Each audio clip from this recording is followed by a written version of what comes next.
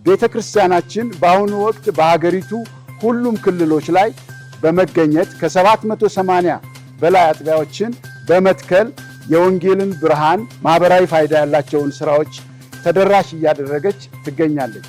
የዛሬ 10 ዓመት ከተሰጠን በኋላ ባጋጠሙን የተለያዩ ክርክሮች በዛ ሁሉ አልፈን በህጋዊ መንገድ አሁን መሬቱን በይፋ ተረክበናል። ኢየሱስ ያለው ሰው ብርሃን የሆነው ኢየሱስ ውስጡ በእምነት ስለሚኖር የሄደበት ቦታ ሁሉ ብርሃን ነው። 8 ዓመት የምጥ ጊዜ ነው የነበረን። እኛ ይቅርታ ሰዎች ነን።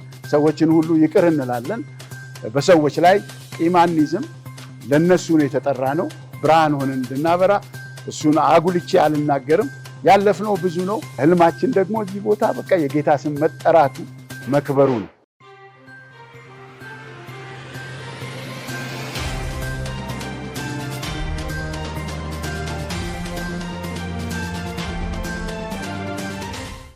የኢትዮጵያ ምስጋና ወንጌላዊት ቤተክርስቲያን ላለፉት 45 ዓመታት ከዛም በላይ በሚሆን በኢትዮጵያ ውስጥ በወንጌል አገልግሎት እንዲሁም በልማትና ማህበራዊ አገልግሎቶች ላይ በስፋት ስትሳተፍ የቆየችና ጥንታዊ ተጽዕኖ ፈጣሪ የእምነት ተቋም ናት። በተለይም በደርግ ጊዜ አንደርግራውንድ የጸሎት መጠለያ ሰዎች መጥተው የሚታነጹበት ጌታን የሚያመሰግኑበት ስፍራ ሆና አገልግላለች። ቤተክርስቲያናችን በአሁኑ ወቅት በሀገሪቱ ሁሉም ክልሎች ላይ በመገኘት ከ780 በላይ አጥቢያዎችን በመትከል የወንጌልን ብርሃን ማህበራዊ ፋይዳ ያላቸውን ስራዎች ተደራሽ እያደረገች ትገኛለች።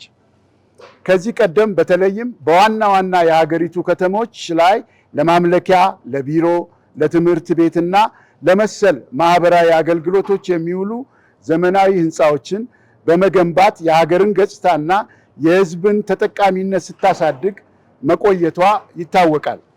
ለዚህም ለማሳያ የሚሆን በየሪጅኑ በየክልሉ ብዙ እየተሰራ ነው። ብዙ የማምለኪያ ስፍራ፣ ብዙ የማሰልጠኛ ስፍራ እየተሰራ ነው። ትምህርት ቤቶች እየተሰሩ ነው። ነገር ግን የዛሬ 3 ዓመት እንዲሁ በአዲስ አበባችን ቦሌ አራብሳ ለቤተ እምነቱ የዋና ጽሕፈት ቤትና አራብሳ አካባቢ ደግሞ ብዙ አጥቢያ ስለሌለ አጥቢያ በትልቁ ሰርታ አስመርቃ አሁን በስራ ላይ ይገኛል። ዛሬ የተሰበሰብንበት ይህ አዲሱ መሬት 10,000 ካሬ ሜትር አካባቢ ነው። ከወንዝ ማዶ ከወንዙ ወደዚህ 10,000 ከዛም በላይ የሚሆን ነው። ለወንዝ ልማትና እንዲሁ መንገዶች የያዘ ለልጆች ለወጣቶች መዝናኛ መሆን የሚችል ቀደም ሲል የዛሬ 10 ዓመት ከተሰጠን በኋላ ብዙ ተግዳሮት ገጥሞት ባጋጠሙን የተለያዩ ክርክሮች እንዲሁም ደግሞ ሌሎች ተግዳሮቶች በዛ ሁሉ አልፈን በህጋዊ መንገድ አሁን መሬቱን በይፋ ተረክበናል። እግዚአብሔር የተመሰገነ ይሁን እና ይህንንም አሳጥረን አሁን ጊዜያዊ የማምለኪያ አዳራሽ ሰርተናል። ይሄም በእሁድ የምስጋናና የጸሎት ጊዜ አድርገን በይፋ እንጀምራለን። በአሁኑ ወቅት በአዲስ አበባ 7ኛ በኢትዮጵያ ደግሞ 780ኛ አጥቢያ በሆነው በዚህ በለቡ ከሆፕ ዩኒቨርሲቲ ካጠገባችን ሆፕ ዩኒቨርሲቲ አለ። ሆፕ ዩኒቨርሲቲ ብዙ ተማሪዎች ብዙ ወጣቶች ያሉበት ነው። ከ19 ዓመት ጀምሮ እስከ 23 ዓመት ድረስ ያሉ በጣም አፍላ የሆኑ እና ለወንጌል ምቹ የሆኑ ወጣቶች ያሉበት ነው።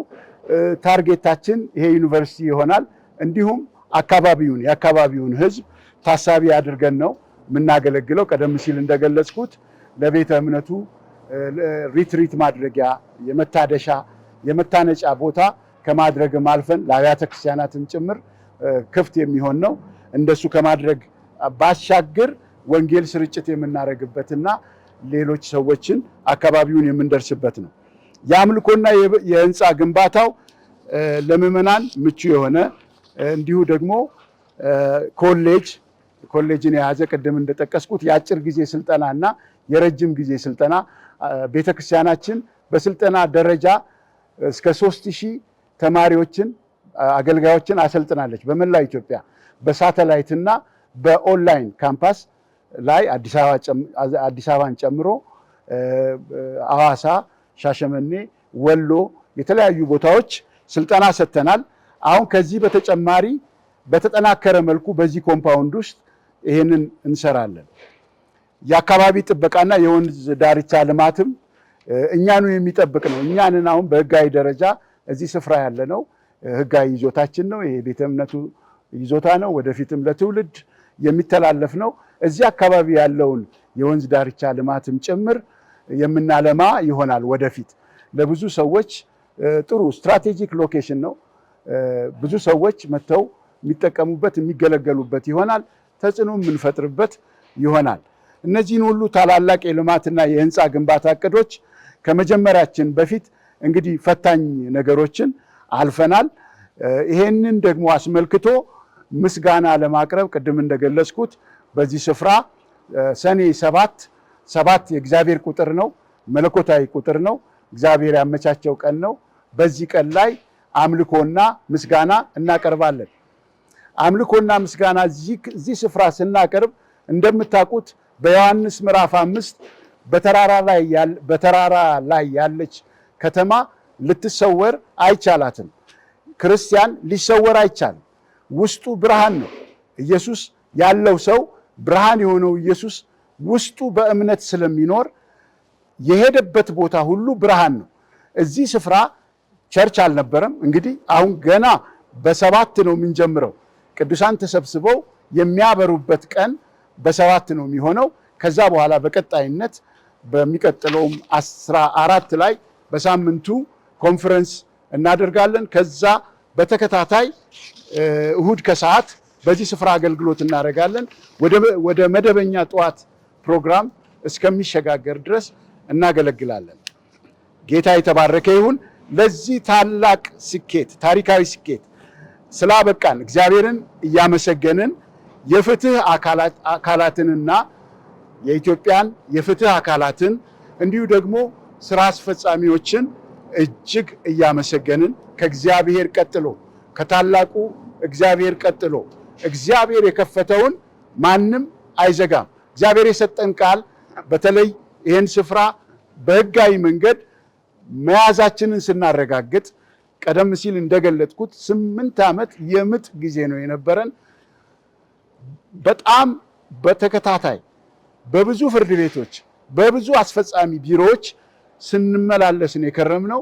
ይህን ሁሉ አልፈን ነው እዚህ የደረስነው። ያስቻለን እግዚአብሔር ነው እና እግዚአብሔር በመጨረሻ ይህን ስፍራ ተረክበን ማጠር ስንችል እኛም መብታችን ተከብሮ ማጠር ስንችል እዚህ መቆም እንኳን አንችልም ነበር።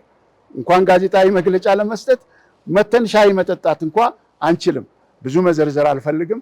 በዚህ ስፍራ እኛ ይቅርታ ሰዎች ነን። ሰዎችን ሁሉ ይቅር እንላለን። በሰዎች ላይ ቂም አንይዝም። ለነሱ ነው የተጠራ ነው። ብርሃን ሆነን እንድናበራ እሱን አጉልቼ አልናገርም። ያለፍነው ብዙ ነው።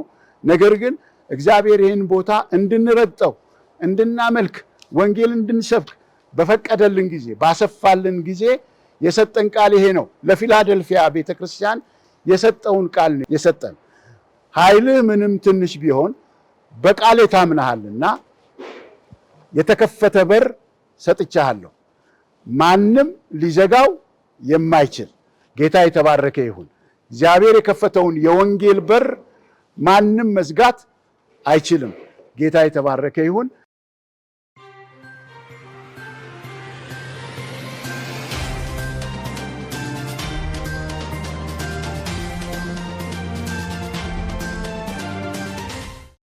እግዚአብሔር ጽናት እንደሚሰጥ አይተናል። ከሰው የሆነ ምንም ነገር የለም። ጸጋ የሚያበዛ ጌታ ነው። ጸጋ ሰጥቶን ጠንካራ ሆነን እዚህ ደርሰናል። ሁሉንም ነገር ጌታ ነው ያዘጋጀው። ጽናትም የሰጠን እግዚአብሔር ነው እና ህልማችን ደግሞ እዚህ ቦታ በቃ የጌታ ስም መጠራቱ መክበሩ ነው። ሌላው እንግዲህ ብዙ ሰዎች ህንፃ ይሰራሉ፣ ህንፃ ላይ ትኩረት ያደርጋሉ። ትውልዱ ላይ ትኩረት ብዙ የለም ለሚለው ጥያቄ እኛ ለዚህ ነው ይሄንን ጊዜያዊ መጠለያም የጀመርነው።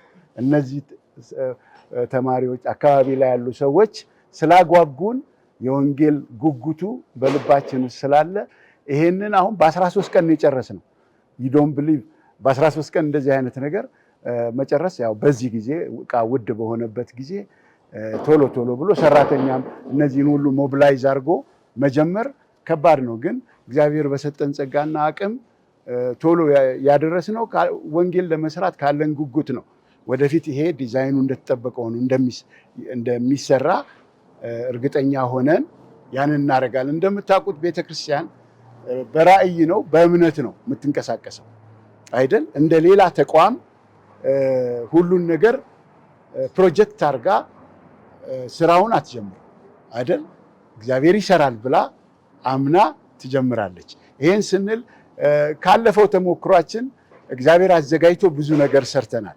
ቅድም እንዳልነው 780 አጥቢያዎች እንዴት ተቆጠሩ ለሚለው እንዴት ኦርጋናይዝ ሆኑ ለሚለው ቤተ እምነታችን በደንብ ኦርጋናይዝድ የሆነ ነው።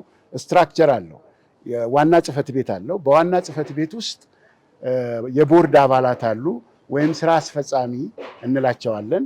በፕሬዝዳንቱ ቢሮ ውስጥ ሆነው ቦርዶቹ ስራ አስፈጻሚዎቹ ያግዛሉ። ከዛ ቀጥሎ ደግሞ ጠቅላላ ጉባኤ የሚባል አለን። ጠቅላላ ጉባኤው የቤተ እምነቱ ጠቅላላ ጉባኤ ከተለያየ ከነዚህ አጥቢያዎች በተዋረድ ተወክለው የመጡ ናቸው። ጠቅላላ ጉባኤ በአመት አንድ ጊዜ ይሰበሰባል። አስቸኳይ ስብሰባ ካለ ይሰበሰባል። ካልሆነ ግን ፎርማሊ በአመት አንድ ጊዜ ይሰበሰባል። ቦርዱ ደግሞ በአመት አስቸኳይ ካልሆነ 4 ጊዜ ይሰበሰባል። አመታዊ እቅዶችን እናወጣለን። ቆጠራው በዚህ መልክ ይካሄዳል። ስለዚህ መዋቅራችን እንዴት ነው? ጠቅላይ ጽሕፈት ቤት አለ። ዋና ጽሕፈት ቤቱ ስራ አስፈጻሚ ፕሬዝዳንቱ ያለበት። ቀጥሎ ደግሞ ሲኖዶስ የሚባል መዋቅር አለን። ሲኖዶስ ከ150 አጥቢያ በላይ ያሉ የተዋቀሩበት ነው። ቀጥሎ ክፍል የሚባል መዋቅር አለን። ክፍል ሲበዛ ወደ ሲኖዶስ ነው የሚያድገው። ከሲኖዶስ በታች ክፍል አለ። ከክፍል በታች ሰበካ የሚባል አለን። ከሰበካ ደግሞ አጥቢያ አለን። ከአጥቢያ የሰፈር ህብረቶች አሉ። የማህበር ለአጥቢያ ሙሉ ሳይሆኑ ወይም መስፈርቱን ሳያሟሉ ሲቀሩ በህብረት ደረጃ የሚያዙ የወንጌል ጣቢያ አይነት የምንላቸው አሉ። እድገታችን በዚህ መልክ ነው። ቁጥራችንም በዚህ መልክ ነው የተቆጠረው። ይሄ ሁሉ አጥቢያ የተተከለበት ምክንያትም እነዚህ ሁሉ በተዋረድ ስለተደራጁ ነው። ሁሉም የየራሳቸው መሪዎችና የየራሳቸው ጠቅላላ ጉባኤ አላቸው። በእዝ ሰንሰለት አንድ ላይ ተያይዘን አብሮ የተያያዘ የተሳለጠ አገልግሎት እንድናገለግል በዚህ መሰረት ተዋቅረናል። በነገራችን ላይ ጣልቃ ገብነት የለም። በዚህ በመዋቅሩ መሰረት ሰው በራሱ ተነሳሽነት ወንጌል እንዲሰብክ በራሱ አስተዳደር መሪዎች እንዲተዳደር እኛ እጃችንን ረጅም አይደለም አንገባባቸውም። ኢምፓወር እናደርጋቸዋለን። ራሳቸውን እንዲመሩ እናደርጋለን። በአብዛኛው በራሳቸው ገንዘብ ራሳቸውን ይደግፋሉ። ሪሶርስ ከራሳቸው አባላት ቅዱሳን ሞቢላይዝ ያደርጋሉ።